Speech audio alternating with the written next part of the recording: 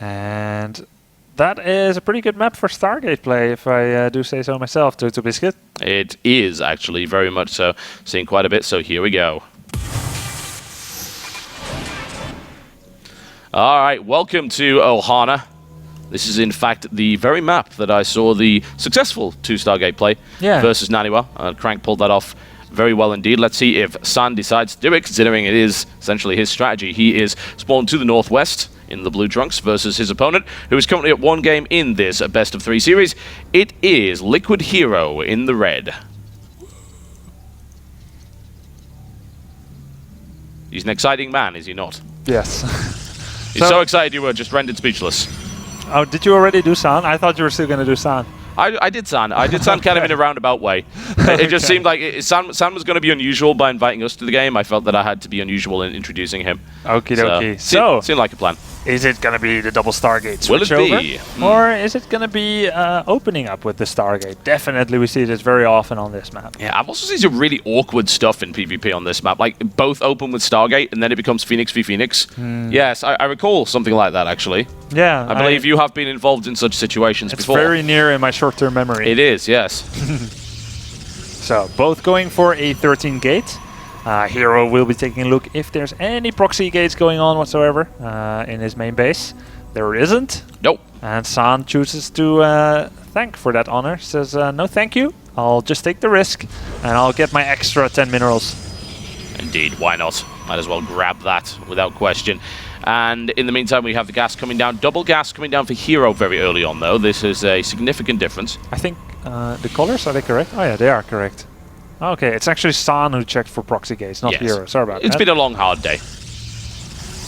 Alright, so Hero is going for double gas on 15, whereas San has not yet. So Hero's probably going to do like Zealot Sentry into not Blink. Okay. Zealot into not Blink, very specifically not Blink. Well, usually when you do Zealot Sentry, it's never Blink.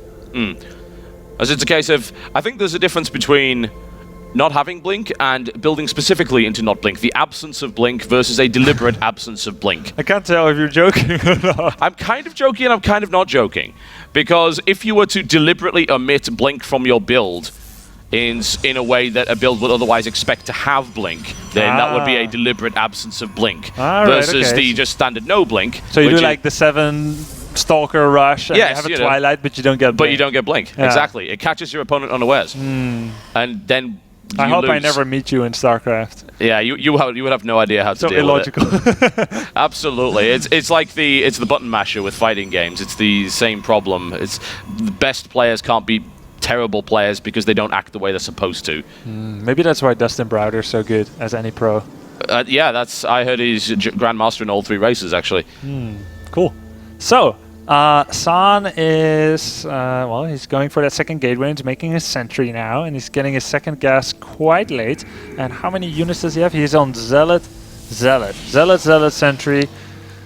So, this is not really a build that I'm super familiar with. Whereas Hero, he did Zealot, Sentry with the second gate. So it's kind of looking the same as what he did on the last game. So probably once again going to do that expansion from 2 gates and then making that robo. This probe being super annoying around there. It was spotted. Unfortunately, San can't actually do anything about it because he doesn't have a stalker on the map and this probe is being insistent. Or alternatively, you could just do that and kind of do it on the drive-by. There we go. Nicely done. A good display of patience there by San, realizing he can't catch it. And immediately after that dies, says, hey, you know, we're going to drop a Nexus down. Yeah, and I think Hero is 100% sure that San is expanding. I don't know of any builds that go Zealot, Sentry, and then don't attack. Don't expand. I mean, don't expand. Exactly. So Hero can safely do that as well. In the meantime, the Robo coming up here for San. Did he see the Nexus? I mean, let us find out. Yeah, I mean, he saw 3 sentries, so he could assume, but no, he did not actually confirm the presence of the Nexus, which is, of course, the same thing that Hero did. So both of them playing on the assumption that there is a Nexus. It would be hilarious if there wasn't in one situation, but no, it's not going to work out that way. 2 minutes later, Colossus comes in. Suddenly out of nowhere. Sentries. It's like, how do you have that? Why are you playing 2 Colossus 10 Sentry all in? What is that? And then the guy's like, I won't tell you, and I'm also going to delete the replay from my computer and your computer. Absolutely. He actually just goes up to the thing, just slams his hand down on the keyboard and says, what? No, this replay is private, super secret, confidential. True story.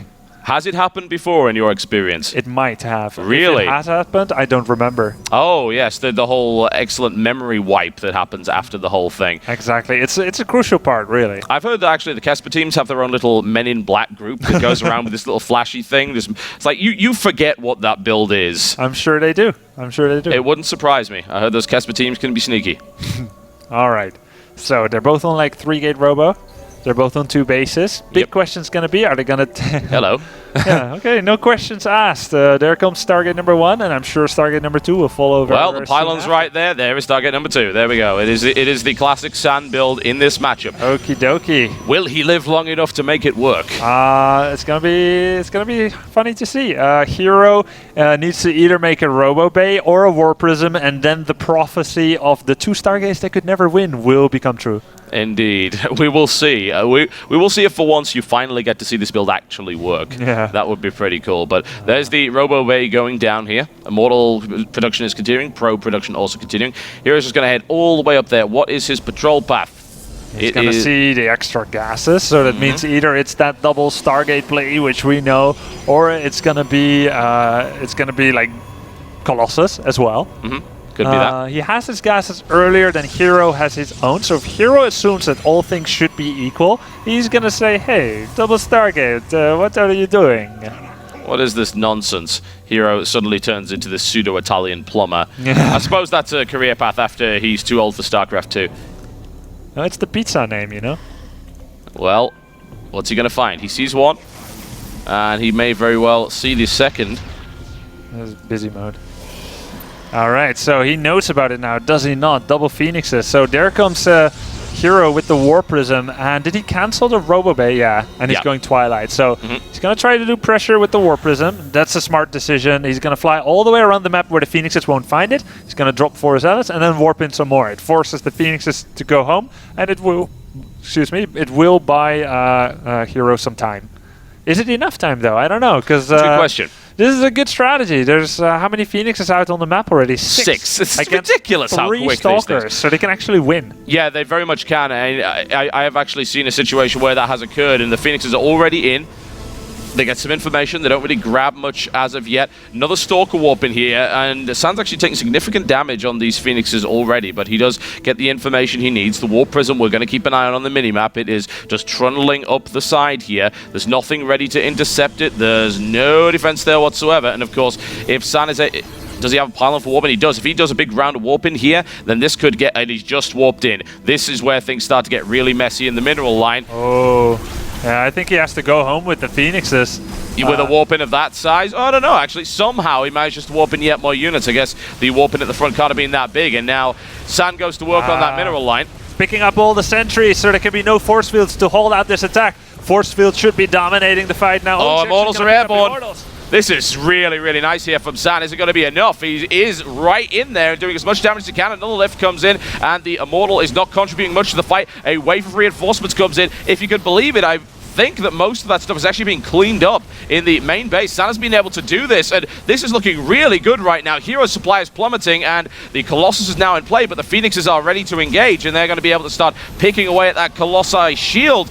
And we'll quickly flip back. Yeah, there's barely any damage done. This got shut down. The Phoenix has popped out at just the right time to take down the Warp Prism, and San looks like he might have done it. And he did it just for you, Grubby. Yeah, so nice. Thanks, GG. GG, no thanks from Hero.